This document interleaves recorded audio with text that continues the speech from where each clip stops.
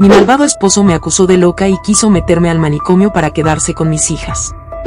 Pero, el día del juicio, cuando apareció mi collar con una cámara oculta y todas las pruebas de maltrato, se quedó completamente pálido. Isabel se miró al espejo. La luz de la lámpara iluminaba su rostro, pero sus ojos, los mismos ojos que una vez brillaron de ilusión, ahora estaban apagados. Con una mano temblorosa, ajustó el vestido rojo que Julián tanto adoraba. La tela de seda caía suavemente sobre su figura, pero ella no sentía nada. Solo una sensación de vacío, como si estuviera dentro de una jaula de cristal. Cada movimiento, cada palabra, cada gesto, calculado, meticulosamente diseñado para encajar en la vida perfecta que Julián había construido para ella. Desde la ventana, vio la mansión de Recoleta, su hogar. Una imponente estructura de mármol y vidrio, rodeada de jardines perfectos. Sin embargo, dentro de esas paredes, se sentía más prisionera que nunca. El sonido de los tacones de sus hijas corriendo por el pasillo la despertó de su trance. Lucía, su hija mayor, se acercó corriendo, y con una sonrisa inocente le dijo: «Mamá, ¿te vas a la fiesta? Yo quiero ir con vos». Isabel la abrazó, pero en su pecho no había alegría, solo un peso insoportable. «Lo siento, mi amor, no puedo. Esta noche es importante, ya lo sabes». Y aunque lo decía con dulzura, el eco de sus palabras sonaba vacío, casi como si le estuviera diciendo a sí misma: «Ya no puedo escapar». El reloj marcaba las 9:30 de la noche. Julián aún no había llegado a casa. No era raro. Siempre estaba ocupado con negocios, o eso decía. Isabel lo conocía bien. Cada vez más, él parecía más distante, más frío. Se sentó en el sofá, rodeada de la soledad de su mansión. Alzó el teléfono, y vio el mensaje de su madre en Medellín: «Isabel, estoy muy enferma, necesito verte. Cuídate». Una llamada más tarde, y la noticia cayó como un balde de agua fría: doña Carmen estaba en estado crítico. Isabel debía ir, y no importaba lo que Julián dijera. Esa misma noche, mientras se preparaba para el vuelo, Julián irrumpió en la habitación. «¿A dónde crees que vas?». Su voz no tenía sorpresa, solo un frío control que helaba el aire. Isabel levantó la mirada, tratando de mantener la calma. «Mi madre está muy mal. Necesito ir a Medellín. No puedo quedarme aquí». «¿Y las niñas?», respondió Julián, dejando claro que su preocupación no era por su madre, sino por el control. «No puedes ir. Te quedas. Si te vas ahora, olvídate de las nenas». El dolor en su pecho aumentó. No sabía qué hacer. ¿Cómo podía dejar ir a sus hijas? Pero, ¿cómo podía vivir con él? Sabía que era una trampa. Atrapada entre el amor por sus hijas y la desesperación de estar con un hombre que la destruía lentamente. La despedida fue rápida. No hubo abrazos ni palabras de consuelo. Solo un beso frío en la mejilla de Lucía y Emilia, y una promesa rota en su corazón: «Volveré, lo prometo». La llegada a Medellín. El vuelo a Medellín fue largo, pero su mente no descansaba. Pensaba en sus hijas, en la vida que dejaba atrás.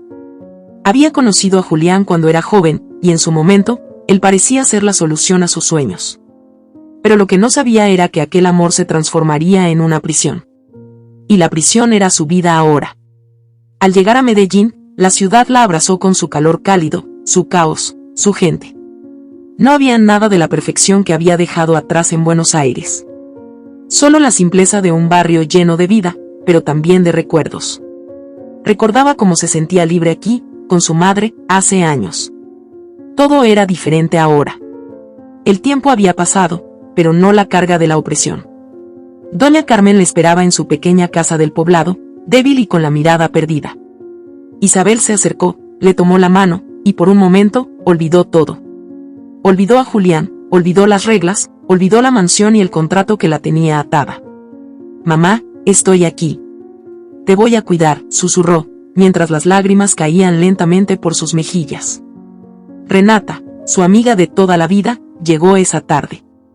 Abogada exitosa, con una vida aparentemente perfecta, pero en sus ojos había algo inquietante.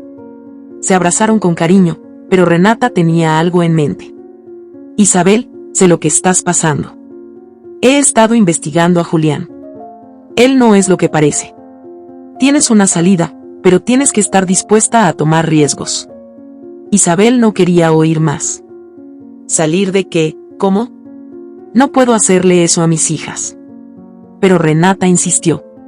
Escúchame. Julián no tiene poder si tú no se lo das. Si lo que te ata es el contrato prenupcial, hay maneras de romperlo. Y si te quedas aquí, hay más que puedes hacer para liberarte. Yo te ayudo. Pero Isabel no estaba lista. No podía pensar en otra cosa que en sus hijas. ¿Y si lo perdía todo? ¿Y si las perdía a ellas? Renata la miró fijamente, como si viera algo más allá de su miedo. Tienes que ser más fuerte que eso, Isabel. Si no luchas ahora, nunca lo harás. La conversación quedó en el aire, llena de preguntas sin respuesta. El siguiente día, Isabel se despertó con el sonido del teléfono. Era Julián, su voz autoritaria cortando la quietud del amanecer. ¿Dónde estás? Te dije que volvieras. No puedes seguir escapando. Isabel guardó silencio. En ese instante, algo cambió dentro de ella. Sabía lo que tenía que hacer, pero no podía dejar de sentir el miedo. ¿Cómo podría romper las cadenas que la mantenían prisionera? El teléfono vibró en su mano mientras la llamada se cortaba. En ese momento, vio algo en la mesa, una foto de su madre, un recuerdo de tiempos más felices, más simples. Renata entró, rompiendo el silencio. Vamos, es hora de tomar una decisión. O sigues en tu jaula, o luchas por tu libertad. Isabel miró la foto una vez más. Voy a luchar. Porque, si no lo hago, nunca volveré a ser libre. El calor de Medellín empezaba a fundirse con los pensamientos de Isabel. Las calles tenían vida, y el aire olía a tierra mojada, a mango, a café recién hecho. Caminaba por el centro con una mochila ligera y la mirada perdida, mientras su madre dormía en casa tras un episodio de fiebre. Renata le había insistido en salir, tomar aire, despejarse, pero Isabel no encontraba la paz en ningún rincón. Ni en el bullicio, ni en el silencio. Entró a una pequeña cafetería de esquina, paredes pintadas con murales coloridos y mesas de madera rústica. Buscaba algo que la distrajera, algo que no tuviera el rostro de Julián, ni los ojos de sus hijas, ni el peso de una vida que ya no sentía suya. Pidió un tinto cargado. Lo necesitaba fuerte, como todo lo que no se atrevía a decir en voz alta. Mientras buscaba una mesa, alguien pasó tan cerca de ella que el roce le hizo derramar unas gotas de café sobre su blusa blanca. «Ay, perdón», dijo él, con acento paisa y una sonrisa que no pedía permiso. «No te vi». Era un hombre joven, moreno, de barba descuidada y mirada intensa. Vestía una camiseta vieja manchada de pintura y unos jeans desgastados. Llevaba un cuaderno de dibujo bajo el brazo. Isabel iba a responder con frialdad, por inercia, pero algo en la naturalidad de ese extraño la descolocó. «Está bien, fue mi culpa», dijo ella, sin convicción, pero con la voz más suave que de costumbre. Él la observó por un segundo, como si pudiera leer en su rostro un mapa invisible de dolores. Luego sonrió con complicidad. «Si te invito a un pastel para compensar, ¿me dejas sentarme?» La propuesta no tenía lógica. Era un desconocido. Ella era una mujer casada, atrapada en un mundo que no permitía deslices. Pero algo en su interior, quizá ese instinto que dormía desde hacía años, respondió sin pensarlo. «Solo si el pastel tiene chocolate». Él se rió. «¿Y qué otro vale la pena?» Se sentaron frente a frente. Él se presentó como Tomás Rivas, artista independiente, hijo de una familia disuelta por la violencia. Pintaba murales en Medellín, daba clases a niños en barrios vulnerables y vendía cuadros en ferias artesanales. La conversación fluyó como el café. Isabel, sin darse cuenta, fue soltando pedazos de sí misma. No habló de Julián, ni de sus hijas, pero sí de su infancia, de la vez que se escondió en el jardín con Renata para no ir al colegio, del miedo al fracaso, de las noches en las que sentía que no respiraba. Tomás la escuchaba sin interrumpir. Tenía una forma de mirar que no intimidaba, pero sí envolvía. Como si pudiera ver más allá de las palabras. Antes de despedirse, le dibujó algo en una servilleta. Era el rostro de ella, sencillo, pero hermoso. Con una frase debajo: «La libertad no siempre hace ruido». Esa noche, Isabel llegó a casa con la cabeza ardiendo y el corazón latiendo distinto. Renata le esperaba con una copa de vino. ¿Dónde estuviste? Caminando. Pensando. Renata la observó con ojos inquisitivos. ¿Y el hombre del café? Isabel se quedó inmóvil. ¿Cómo sabes? Te vi desde la camioneta. Me preocupaste. No te juzgo, Isa, solo quiero que no te metas en otro infierno mientras intentas salir del primero. El silencio se volvió espeso. Isabel dejó la cartera sobre el sillón y se sirvió su propio vino.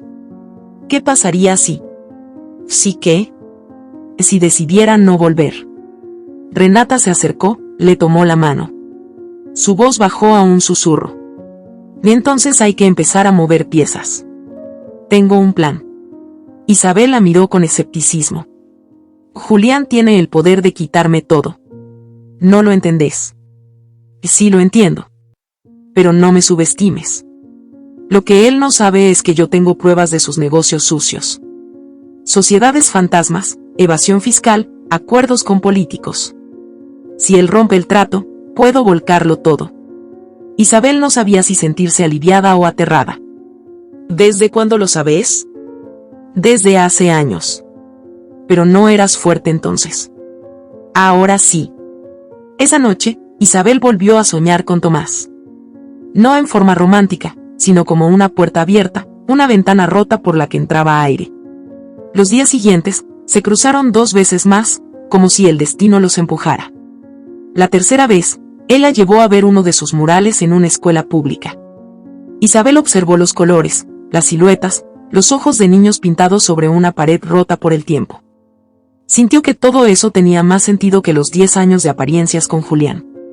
La controversia llegó una tarde de viernes. Julián envió un correo firmado digitalmente. Adjunto, un video. Las cámaras de seguridad de la mansión de Buenos Aires. En él, sus hijas estaban sentadas viendo televisión. Nada raro. Pero de fondo, se escuchaba su voz. Una voz editada. Isabel lo supo de inmediato. Estaba manipulada para simular que ella decía, no me importan las niñas. Que se las quede él. Se le heló la sangre. Renata, al escuchar el audio, golpeó la mesa. Hijo de puta. Está creando pruebas para quitarte la custodia. Isabel sintió como todo se desmoronaba otra vez. Las manos le temblaban, el corazón se salía del pecho. O va a destruirme, Renata. Ya empezó. Y yo me dejé ver. Me mostré débil. ¿O no, Isa? Mostraste que estás viva. Y eso lo asusta. La tensión subió como una marea oscura. El plan de Renata empezó a acelerarse. Ya no bastaba con huir. Había que enfrentar. Sacar a la luz la podredumbre detrás del apellido Ferreira. Pero el tiempo era corto. Y el amor, ese amor nuevo, ya no era un juego inocente. Era un riesgo. Isabel lo supo cuando Tomás la besó por primera vez en una terraza del centro. El cielo de Medellín estaba naranja, la ciudad a sus pies, y su cuerpo se estremeció. Fue un beso tembloroso, torpe, pero real. No soy lo que estás buscando, le dijo él, después. Pero sé lo que es estar atrapado. No quiero salvarte, Isa. Solo caminar con vos mientras vos te salvás sola. Isabel no respondió. Pero esa noche, por primera vez en mucho tiempo, durmió sin miedo. En otro lado del mundo, en Buenos Aires, Julián bebía whisky mientras le daba instrucciones a su abogado. Es hora de aplastar a esa perra. Nadie deja a mi familia y se va ilesa. El juego había comenzado. Las piezas se movían. Y la jaula, aunque seguía de pie, comenzaba a crujir. Isabel sintió que su vida se partía en dos. Había encontrado en Medellín un rincón de alivio, un espacio donde podía respirar. Pero el correo de Julián, con su voz editada y manipulada, la devolvía al barro del que intentaba salir. Cada palabra falsa en ese audio tenía el filo de una navaja. El mensaje no era solo legal. Era personal. Julián le mostraba de qué era capaz. Esa noche, las luces de la casa de Doña Carmen parpadeaban por los bajones eléctricos. Isabel se sentó en la cocina, sola, con el archivo abierto en el celular. Volvió a escuchar su supuesta voz una y otra vez. En cada repetición, Sentía que algo dentro de ella se desgarraba. Renata apareció con el cabello recogido y el rostro marcado por la rabia. Ya analicé el audio. Tiene cortes, montajes. Julián contrató a alguien muy bueno, pero no lo suficiente como para engañarme. Lo vamos a desarmar. ¿Y si ya lo presentó en la justicia? Preguntó Isabel sin levantar la vista. Lo sabremos pronto. Hoy hablé con alguien que trabaja en la oficina de familia de Buenos Aires. Julián movió sus piezas. Está preparando la demanda de custodia exclusiva. Te quiere borrar del mapa, Isa. Isabel no respondió. Tomó un vaso de agua y lo apretó con fuerza. Quería gritar. Quería romper algo. Pero el silencio pesaba más que el enojo. Esa misma noche, Tomás apareció sin avisar. Llevaba una chaqueta de Jan y en la mano traía una pequeña flor de papel. La dejó en la mesa sin decir palabra. Isabel lo miró, deseando que ese gesto significara algo más que ternura. Él se sentó frente a ella, en silencio. Estoy perdiendo a mis hijas, dijo Isabel en voz baja. Tomás tragó saliva. Entonces vamos a recuperarlas. Y no es tan fácil.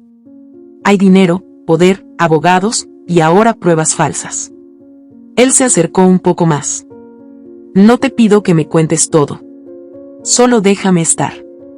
No te prometo resolverlo, pero no vas a pelear sola. La tensión emocional era tan densa que casi se podía tocar. Isabel tenía los ojos vidriosos, pero se sostuvo. Y si me quedo, las pierdo. Si vuelvo, me pierdo yo. Tomás no encontró respuesta. Solo estiró la mano y le acarició los nudillos. ¿Qué querés hacer? Isabel levantó la mirada. Y esa fue la primera vez que lo dijo en voz alta. Quiero destruirlo. 2 días después, mientras Renata armaba una carpeta con información financiera de Julián, Isabel recibió una caja por correo. No traía remitente. Solo una etiqueta con una palabra escrita en marcador negro, mamá. Adentro había dibujos de Lucía y Emilia. Las líneas eran torpes, pero cargadas de intención. En uno de ellos, Lucía había escrito, te extraño. Papá dice que no querés vernos más. Isabel cayó de rodillas en el pasillo. Abrazó los papeles como si fueran sus hijas. Lloró con un dolor seco, brutal, que no se parecía a nada que hubiera sentido antes. Renata la levantó del suelo. Ya no es solo legal. Ahora es psicológico. Está manipulando la mente de las niñas. No puedo permitirlo, dijo Isabel con los dientes apretados. No le voy a dejar meter sus manos en sus cabezas como lo hizo conmigo. Entonces hay que jugar más sucio, respondió Renata sin pestañear. Tengo algo. Una línea que no deberíamos cruzar, pero creo que ya estamos ahí. Isabel la miró, sin miedo. Y decime. Renata abrió una carpeta con unas fotos en blanco y negro. Era Julián. No estaba solo. Aparecía entrando a un hotel en San Telmo con una joven de no más de 22 años. En otras imágenes, se lo veía saliendo con ella, abrazándola. En una de ellas, la chica aparecía con uniforme escolar. Isabel se quedó en silencio. El escándalo potencial era inmenso. ¿Quién es? Su empleada doméstica. Empezó a trabajar en la casa hace 2 años. Ahora es algo más que eso. Tengo testigos. Y tengo conversaciones grabadas. Isabel sintió náuseas. No por celos. No por rabia. Por repulsión. Esa era la figura que le hablaba de moral, de familia, de respeto. Ese era el padre de sus hijas. Un hombre que usaba a una menor para mantener el control. ¿Y si todo esto se vuelve contra mí? Preguntó con la voz rota. Podemos hacerlo filtrarse como un escándalo anónimo. Que los medios lo exploten. Que arda solo. Isabel cerró los ojos por unos segundos. Hacelo. Esa noche, se quedó sola en el patio. Medellín tenía un cielo nublado, y el aire olía a humo y café viejo. Tomás apareció con su guitarra. Se sentó junto a ella, sin decir nada, y empezó a tocar una melodía suave. No era una canción, era un estado emocional. Una forma de decirle, estoy aquí. Después de unos minutos, Isabel habló. ¿Sabes por qué me fui de casa, en realidad? Tomás la miró, atento. Porque un día, mientras Julián dormía, entré al baño, me miré al espejo, y no me reconocí. Estaba muerta por dentro. No me dolía nada. Ni siquiera me dolía estar triste. Era como si ya no existiera. Tomás dejó la guitarra en el suelo. ¿Y ahora, te ves? Todavía no. Pero siento que estoy empezando a vivir. Él se acercó y le tomó la cara con las dos manos. No te enamores de mí, Isa. No estoy entero. Soy un desastre. Tengo miedo de arrastrarte a mi oscuridad. Ella no se apartó. Yo ya viví en la oscuridad. Al menos, esta tiene música. El beso fue inevitable. Pero no fue romántico. Fue una promesa silenciosa de dos personas rotas que decidían caminar juntas, aunque no supieran a dónde. A la mañana siguiente, los portales de noticias de Argentina explotaron.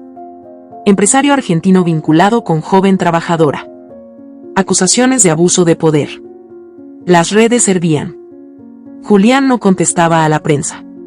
Se encerró en su oficina mientras sus abogados intentaban contener el daño. Pero el golpe ya estaba dado. Renata recibió un mensaje cifrado de una fuente anónima. Él va a contraatacar. Se está moviendo. Tené cuidado. Cuando Isabel lo leyó, solo dijo una cosa. Que venga. Las redes ardían. Las portadas de los diarios digitales mostraban el rostro de Julián Ferreira con titulares venenosos. Isabel había decidido atacar, y el golpe fue certero.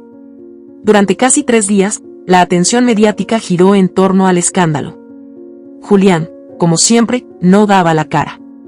Mantenía el silencio mientras sus abogados desmentían todo en comunicados vagos. Pero Isabel conocía bien su silencio. No era rendición. Era estrategia. En la casa de doña Carmen, los días pasaban entre documentos, llamadas cifradas y cafés fríos. Renata manejaba los hilos legales. Tomás cuidaba de Carmen cuando la fiebre regresaba. Isabel intentaba mantenerse fuerte, pero había noches en las que el miedo la visitaba sin tocar la puerta. ¿Crees que va a contraatacar? Preguntó Tomás una noche mientras ella repasaba papeles en el comedor. No creo. Estoy segura. El golpe llegó sin anuncio. Al mediodía de lunes, Isabel regresó de comprar medicamentos y encontró la puerta de la casa abierta. La mochila que había dejado sobre el sillón ya no estaba. En la mesa, un sobre amarillo con su nombre. Dentro, una sola hoja impresa. Si no volvés en 48 horas, no las vas a volver a ver nunca. No decía más. No hacía falta. Isabel corrió por la casa, revisó cada rincón. Renata no estaba. Tomás tampoco. Intentó llamarlos. Ninguna respuesta. Su respiración se volvió errática. Las manos le temblaban. La sensación era clara, no estaba sola. La estaban vigilando. Esa noche, se encerró en su cuarto. Cerró la puerta con llave y bloqueó la ventana con una silla. Escribió una carta para sus hijas, como si fuera la última vez que pudiera hablarles. La escondió en una caja metálica, debajo del colchón. El teléfono sonó a las 3:21 de la madrugada. No era un número registrado. ¿Isabel Márquez? La voz del otro lado tenía acento argentino, pero estaba distorsionada. ¿Quién habla? No hagas preguntas. Te esperan mañana a las 9 en el aeropuerto José María Córdoba. Vas a tomar el vuelo a Buenos Aires. Si no apareces, ya sabes el resto. ¿Oí mis hijas? Van a estar donde deben estar. Con su padre. El silencio al otro lado fue tan largo que pensó que habían colgado. Pero antes de cortar, la voz dijo algo más. Y no traigas a tu amante. Ya sabemos quién es. Renata reapareció al amanecer. Había estado escondida, siguiendo el rastro de un contacto que podría declarar contra Julián. Isabel no le contó lo de la amenaza hasta que Tomás también llegó. No podemos dejar que vaya sola, dijo Tomás. No tengo elección. Si la tenés, insistió Renata. Hay formas legales. Podés quedarte. Podemos llevar esto a la Corte Internacional. Isabel los miró a los dos, con los ojos hinchados por no dormir. Y no es tiempo para tribunales. Es tiempo para sobrevivir. El aeropuerto estaba gris. Isabel vestía una campera negra y gafas oscuras. En la mochila llevaba solo lo necesario. Renata le entregó un chip nuevo y una microcámara oculta en un dije colgado de su cuello. Por si te mete en una trampa, dijo antes de abrazarla. Y si no volves, voy a hacer arder ese país. Tomás no la besó. Solo le tomó la cara y le dijo: no te olvides de quién sos. Isabel subió al avión sin mirar atrás. Buenos Aires la recibió con una llovizna sucia y fría. En Ezeiza le esperaba un auto negro sin patente visible. Subió sin decir palabra. El conductor, un hombre calvo con anteojos oscuros, no habló en todo el trayecto. La llevó a una casa en las afueras, un barrio cerrado, calles vacías, árboles demasiado simétricos. Parecía una maqueta, un decorado. La mansión era nueva. No era su casa de Recoleta. Era otra. Fría, impersonal, diseñada para controlar. Julián la esperaba en el salón principal. Estaba impecable, como siempre. Traje gris oscuro, reloj brillante, expresión de hielo. ¿Dónde están? Fue lo primero que dijo Isabel. Están bien. Pero no las vas a ver hasta que firmes esto. Le arrojó un contrato sobre la mesa. Isabel lo abrió. Se trataba de un nuevo acuerdo prenupcial, con anexos que incluían una renuncia total a la custodia, a bienes, a visitas. Y ni en 10 vidas firmó esto, respondió. Julián no se inmutó. Entonces las vas a olvidar. Isabel se acercó hasta quedar a centímetros de él. Y no sos Dios. No podés jugar así con ellas. Yo no las uso. Vos las perdiste. Te fuiste. Te acostaste con un cualquiera. Te hiciste la mártir, pero no sos más que otra mujer rota buscando culpas afuera. La bofetada salió sola. Julián apenas se movió. Solo sonrió. Ahora sí. Volviste a ser la de antes. Isabel respiró hondo, agarró el contrato, lo hizo trizas y los tiró al piso. No me importa quedarme sin nada. Pero vos no vas a ganar. Esta vez no. Salió de la habitación, pero 2 hombres la detuvieron. No te vas hasta que firmes, ordenó Julián. Esa noche la encerraron en una habitación sin ventanas. Le quitaron el celular, la mochila, el dije con la cámara. Durante horas, lloró en silencio. No sabía si era la última vez que las vería. No sabía si alguien allá afuera sabría lo que le estaba pasando. Cerca del amanecer, la puerta se abrió. Una figura entró. Era la joven que aparecía en las fotos del escándalo. Tenía los ojos llenos de culpa. Te traje esto, le dijo en voz baja, extendiéndole un celular viejo y una hoja doblada. Isabel la miró con desconfianza. ¿Por qué me ayudas? Porque él también me destruyó. Porque también me prometió cosas que no cumplió. Porque sé lo que es perderse. En la hoja había una dirección. Una casa de campo a las afueras de la ciudad. Según la joven, allí estaban Lucía y Emilia.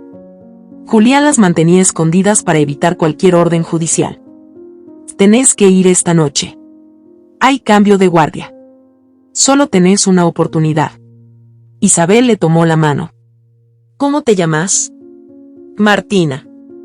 Y gracias, Martina. Te juro que voy a sacarlas. La joven asintió, y desapareció por la puerta sin hacer ruido. Isabel sabía que la caída había sido brutal. Pero mientras tocaba el fondo, descubría algo nuevo, una versión de sí misma que no conocía. Ya no era la mujer que tenía miedo. Era la madre que iba a pelear hasta el final. Isabel no durmió. Se mantuvo sentada sobre el suelo helado de aquella habitación cerrada, repasando mentalmente la dirección escrita en el papel arrugado. Cada segundo era una batalla entre la ansiedad y la determinación. Martina, la joven que le había dado la información, no volvió. Solo quedó el susurro de su voz: tenés una oportunidad. A las 3:11 de la mañana, escuchó pasos. No eran fuertes. Eran suaves, entrenados. Se levantó sin hacer ruido, escondió el papel entre la plantilla de su zapatilla y se puso en posición. La cerradura giró. La luz del pasillo cortó la oscuridad como una navaja. «Tenemos 5 minutos», susurró Martina, esta vez vestida como personal de limpieza. Le tendió un uniforme igual al suyo. «Te voy a sacar por el montacargas. Después, estás sola». Isabel se cambió rápidamente. Su cuerpo temblaba, pero su mirada estaba fija. Ya no había vuelta atrás. Salieron por los pasillos laterales, bajaron 2 niveles. El ascensor chirrió como si protestara. Nadie habló. Cuando llegaron al sótano, Martina le dio una mochila con una linterna, agua y un celular con solo un número agendado. «¿Quién es?» «Tomás». Isabel tragó saliva. ¿Está en Buenos Aires? «Sí. Llegó ayer. Renata lo mandó». ¿Está bien? No. Lo golpearon en el aeropuerto. Pero sigue de pie». Isabel quiso llorar. No por miedo. Por gratitud. Martina la abrazó brevemente, como si supieran que no se volverían a ver. «Si lográs salir, hacelo por todas las que no pudimos». La casa estaba ubicada en un terreno rural, en las afueras de Escobar. Una propiedad cercada por muros altos y cámaras. Isabel se escondió entre los árboles durante horas, estudiando los movimientos. 2 hombres custodiaban el portón. Había una ventana trasera sin rejas, al lado de la cocina. Recordó una frase de su infancia, que su madre le decía cuando se caía: «No hay golpe que te quite el derecho a levantarte». Esa frase fue su impulso. Cuando el primer rayo de sol rozó el cielo, se arrastró hasta el costado de la casa. Abrió la ventana en silencio. No había alarma. Trepó con esfuerzo. Cayó al piso de la cocina con un golpe seco. El corazón se le aceleró cuando escuchó una voz familiar. «Mamá». Era Lucía. Descalza, en pijama, con un osito en la mano. Corrió hacia ella y se abrazaron con tanta fuerza que el mundo desapareció. ¿Dónde está Emilia? Durmiendo. Papá dice que no podemos salir. Que vos estás enferma y por eso nos dejaste. Isabel la besó en la cabeza. Eso es mentira, mi amor. Mamá nunca las dejaría. Vine a buscarlas. Lucía rompió en llanto. ¿Nos vamos a casa? Nos vamos a donde nadie pueda hacernos daño. Despertó a Emilia con cuidado. La niña no hablaba. Solo abrazó a su madre, como si entendiera todo. Cuando salían por la puerta trasera, un perro ladró. Las luces exteriores se encendieron. Un grito estalló desde dentro de la casa. ¡Balto ahí! Isabel corrió con las niñas en brazos, esquivando ramas, cruzando el barro. Llegó hasta un auto abandonado, donde Tomás la esperaba con el motor encendido. «Subí», gritó desde la ventana. No hubo tiempo para preguntas. Solo humo, gritos y ruedas levantando polvo. Horas después, estaban ocultos en una pensión vieja en la Boca. Las niñas dormían abrazadas en la cama. Isabel se duchaba en silencio, mientras Tomás preparaba un café. Tenía el rostro hinchado. Los golpes en el aeropuerto le habían dejado marcas moradas. Cuando ella salió del baño, él la miró con ternura y dolor. «Tenías que volver», dijo él. «O no por él. Por ellas». Tomás se acercó. Sus voces eran bajas, como si hablar fuerte pudiera romper lo que habían logrado. «Hay algo que tenés que saber», dijo él, dejando el café sobre la mesa. «Julián no solo te quería destruir a vos. Iba a usar a Renata». Isabel frunció el ceño. «¿Cómo?» Él la amenazó. Tenía fotos de su hermano en una red de tráfico de datos ilegales. Si ella te ayudaba, lo iba a exponer. ¿Y lo hizo? Tomás asintió. Sí. Ella lo entregó igual. Hace 2 días, su hermano se suicidó. Isabel se quedó en silencio. No sabía si gritar, llorar o correr. Pero no lo hizo. Se sentó, se cubrió el rostro con las manos y se quedó quieta. ¿Todo esto vale la pena? Tomás se arrodilló frente a ella. Así vos lográs salir viva, si tus hijas crecen sin miedo, sí. Vale. Mientras tanto, Julián golpeaba su escritorio con furia. Las cámaras de seguridad mostraban la fuga.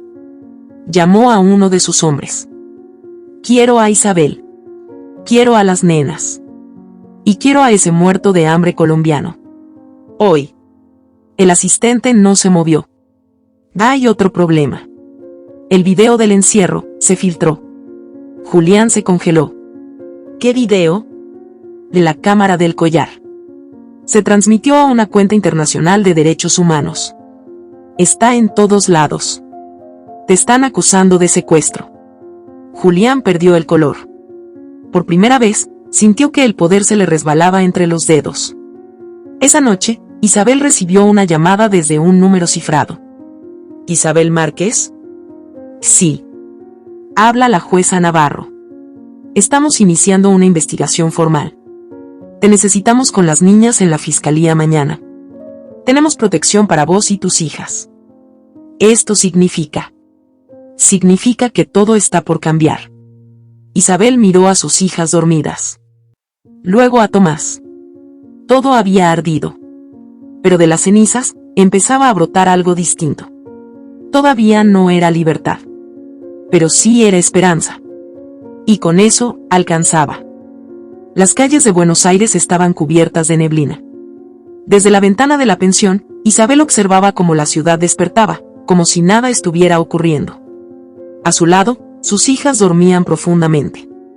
Aún no sabían que su libertad pendía de un hilo.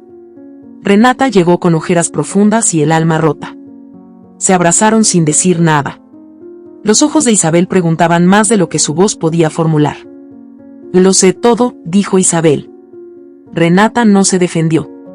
Se sentó en el borde de la cama, con la mirada vacía. Hice lo correcto. Pero no me perdonó. Se tiró del puente 2 horas después de entregarse. Isabel sintió un nudo en el estómago. No fue tu culpa. Fue de él. Fue de Julián. De su juego, de su veneno, de todo lo que nos hace creer que no hay salida. Renata no respondió. Solo le entregó una carpeta. Tenés que ver esto. Dentro había papeles. Documentos bancarios, transferencias millonarias a cuentas en paraísos fiscales. Todo a nombre de empresas fantasmas. Todas ligadas a Julián. Esto lo hunde, dijo Isabel. Sí. Pero hay más. Entre las páginas había una copia de una escritura de propiedad. Una finca en Uruguay, a nombre de una mujer desconocida. Ella se llama Verónica Loza. Y está embarazada. Isabel sintió que le faltaba el aire. ¿De Julián? Renata asintió. Y no es lo más grave. La conoció cuando tenía 15. Era parte del mismo círculo que usó para acercarse a Martina. Julián no solo es un manipulador. Es un depredador. Isabel apretó los puños. Sus hijas estaban bajo el mismo techo donde ese hombre había construido su imperio de mentiras y abusos. Tenemos que exponerlo todo. No podemos esperar. Ya empecé, dijo Renata. Tengo a un periodista de investigación trabajando con nosotros. Pero necesitamos un testimonio. Público. Tuyo. Isabel se quedó en silencio. No por miedo. Por la dimensión de lo que eso significaba. ¿Y si eso me cuesta a las nenas? Y entonces hay que ser más inteligente que él. Porque Julián no pelea limpio. Él destruye desde adentro. El día avanzaba. En la fiscalía, la jueza Navarro la recibió con un tono serio. El protocolo fue rápido: registro de entrada, revisión médica a las niñas, declaración oficial. Tenemos pruebas suficientes para abrir causa por retención ilegal y abuso psicológico. Pero eso no garantiza custodia inmediata, dijo la jueza. Él aún tiene poder. Y no va a dudar en usarlo. En medio de esa reunión, una secretaria interrumpió con un papel urgente. La jueza lo leyó y se le endureció el rostro. Isabel. Julián acaba de presentar una contrademanda por negligencia maternal. Está acusándote de poner en riesgo a las niñas al convivir con un hombre con antecedentes penales. Isabel sintió un rayo recorrerle el cuerpo. Tomás. La jueza asintió. Está registrado un delito menor en Colombia. Posesión de droga. Una causa archivada. Pero legalmente, suficiente para sembrar dudas sobre tu entorno. Isabel salió de la oficina como si caminara en el vacío. Tomás la esperaba en el pasillo. La vio llegar con el rostro desfigurado por la rabia. ¿Y es cierto? Él no se defendió. Solo asintió. Fue hace 8 años. Tenía 20. Me detuvieron por tener 3 porros en el bolsillo. Estuve una semana preso. Mi viejo pagó una coima y me soltaron. Fue la última vez que me metí en algo así. Isabel lo empujó con dolor. No con odio. Con decepción. ¿Por qué no me lo dijiste? Porque sabía que podía volverse en tu contra. Y así fue. Tomás no dijo nada más. Se quedó parado en medio del pasillo mientras Isabel se alejaba. Esa noche, Julián envió un nuevo mensaje. Esta vez, un video. Él, en una oficina, con un abogado al lado. Hablaba a cámara. Isabel Márquez es una mujer inestable, emocionalmente desequilibrada, vinculada a personas peligrosas. Yo solo quiero proteger a mis hijas. Ella eligió el camino de la violencia, el odio y la mentira. Isabel miró el video junto a Renata y la jueza. Sabía lo que venía. Está preparando el terreno para un fallo mediático, dijo la jueza. Si no respondes, ganará por omisión. ¿Y si respondo? Tenés que hablar. En público. En medios. En redes. En todos lados. Que el mundo sepa la verdad antes de que él la distorsione. La entrevista fue transmitida por un canal digital esa misma noche. Isabel habló mirando a cámara. Sin lágrimas. Sin maquillaje. Sin libreto. Yo no soy una víctima. Soy una sobreviviente. Y mis hijas no van a crecer bajo el yugo de un hombre que usó su poder para destruirme. Este no es solo mi caso. Es el caso de muchas. Y estoy acá para decir basta. La transmisión se viralizó en cuestión de horas. Mujeres, madres, activistas compartieron el video con un solo mensaje: estamos con vos. Pero entre los comentarios, apareció uno que hizo que Renata palideciera. Isabel no sabe que su madre también fue parte del pacto. Carmen firmó el acuerdo inicial de silencio con Julián. ¿Por qué no lo cuenta? Isabel leyó el comentario y soltó el teléfono. No puede ser. Renata se acercó despacio. Isa, hay algo que no te dije. La puerta se cerró lentamente. Doña Carmen estaba sentada en su sillón, con una manta sobre las piernas. La televisión estaba encendida, pero no prestaba atención. Isabel se quedó en el umbral. Por dentro, temblaba. Mamá. La mujer giró el rostro con lentitud. En sus ojos había tristeza, pero también un miedo viejo, enquistado. Yo pensé que él iba a cambiar, pensé que si te casabas con alguien como Julián, ibas a estar a salvo. ¿Qué hiciste? Firmé un documento, Isa. Él me ofreció dinero para que no dijera nada de lo que había visto al principio. Sabía que controlaba todo. Que vos ibas a quedarte atrapada. Pero yo también estaba cansada de luchar. Isabel sintió que el mundo se venía abajo por tercera vez en una semana. ¿Me vendiste? No. Te entregué creyendo que te salvaba. Isabel se fue sin decir una palabra.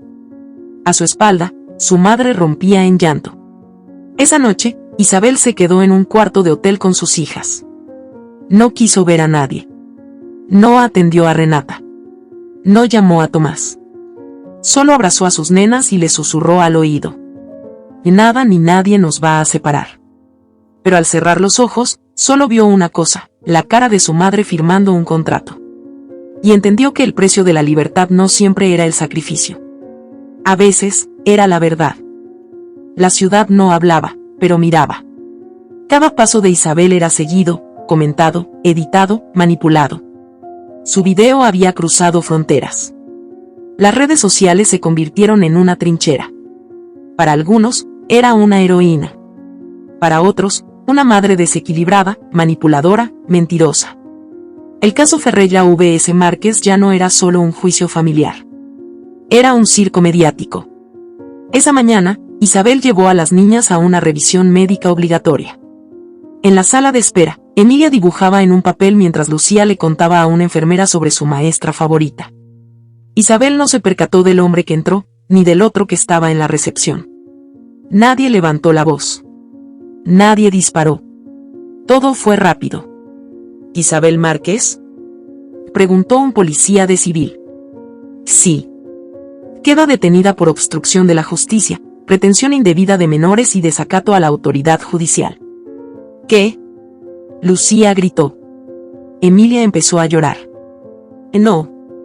No se la lleven. Soy su madre, no pueden hacer esto.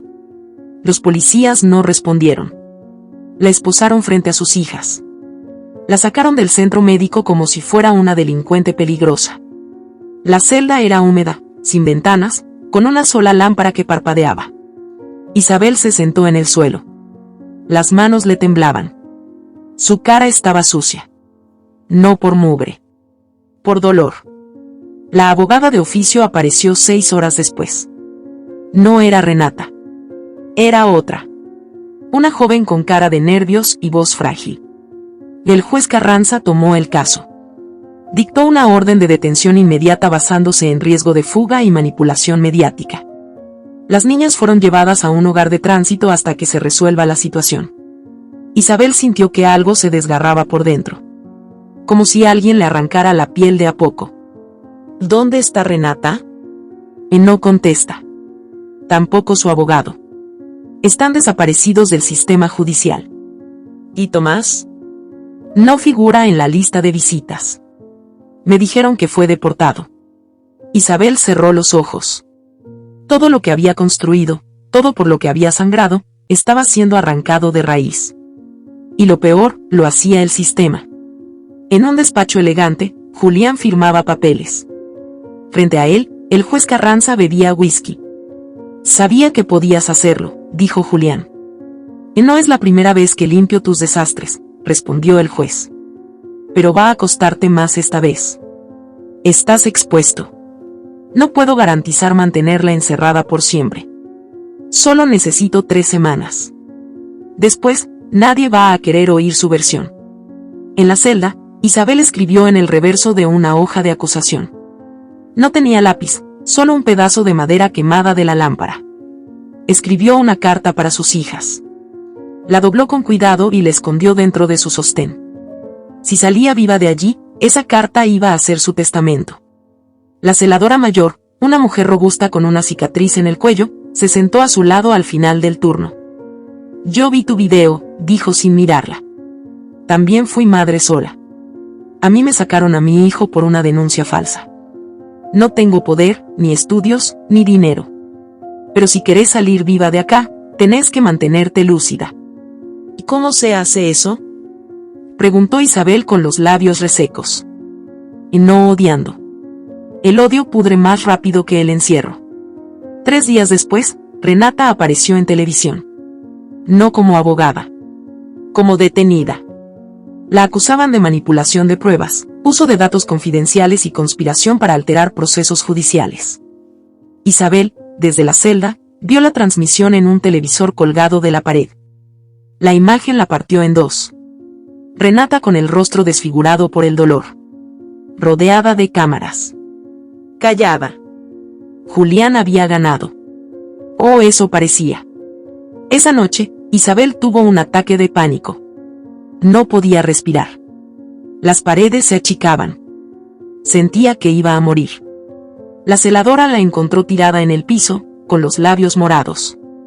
Y tranquila. Escúchame. No te vas a morir. Vos no te vas a morir. La levantó, la mojó con agua, le gritó en la cara hasta que volvió en sí. Mírame, le dijo. Vos vas a salir. ¿O vas a dejar que te entierren antes de tiempo? Isabel la miró con los ojos más abiertos que nunca. Yo no me voy a morir acá. Al día siguiente, una nueva celadora trajo un sobre oculto entre los uniformes. Dentro había un USB. Isabel lo escondió. No tenía cómo verlo. Pero sabía que venía de Tomás. Lo sintió. No tenía pruebas, pero lo supo. Cuando por fin tuvo acceso a una computadora judicial, insertó el dispositivo. Apareció un solo archivo de video. En él, Julián hablaba con el juez Carranza.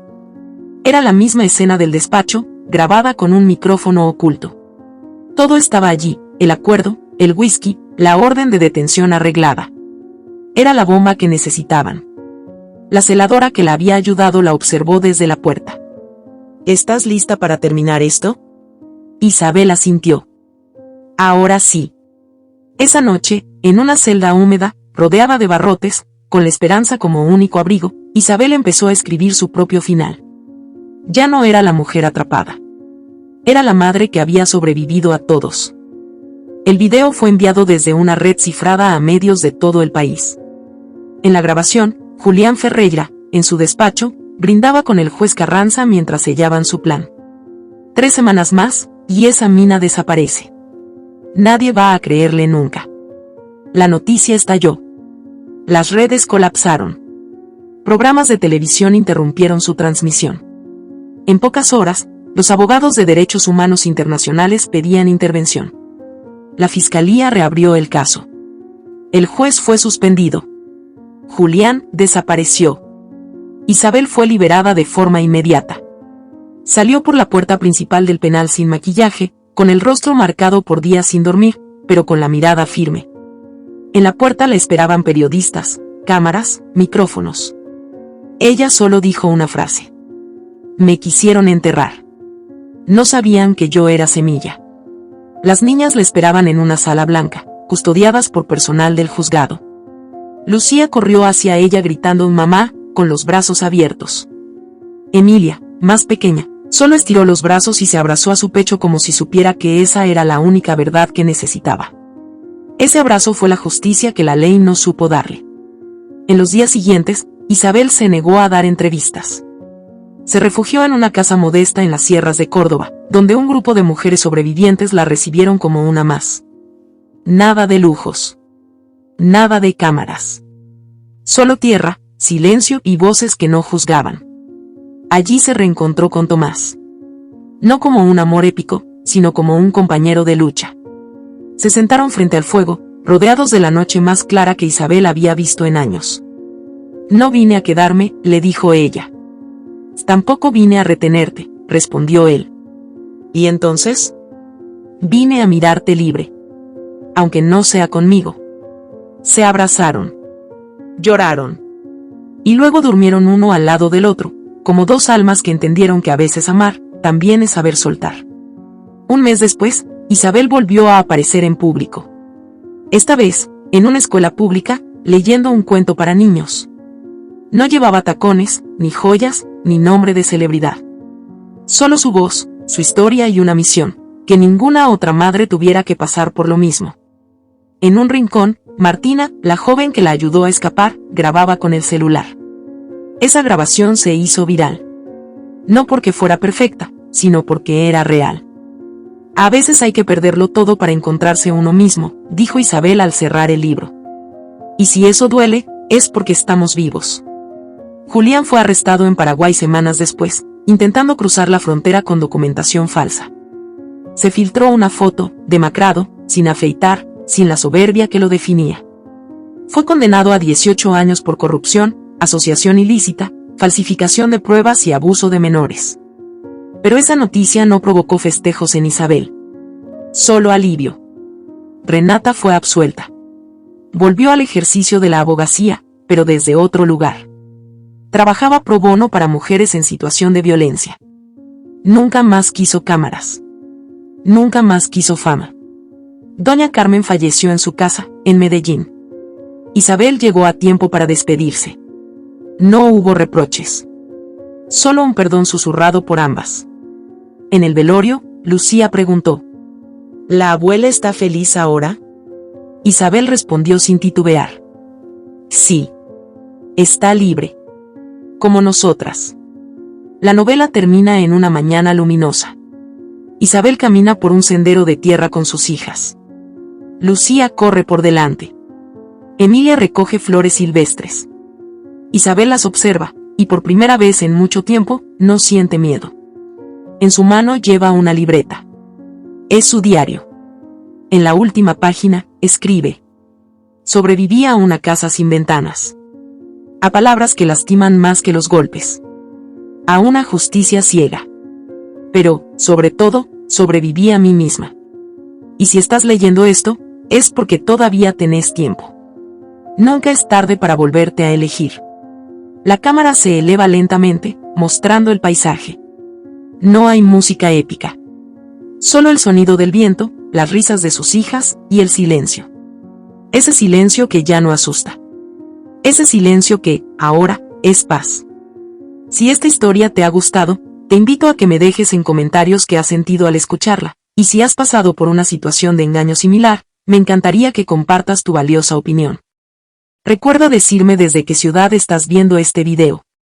Me sentiría muy honrada si me dejas un like, compartes el video con algún amigo o familiar y te suscribes al canal. No te pierdas la próxima historia sorprendente que está apareciendo en tu pantalla en estos momentos. Tenemos entretenimiento garantizado exclusivamente para ti. Nos vemos en el siguiente video.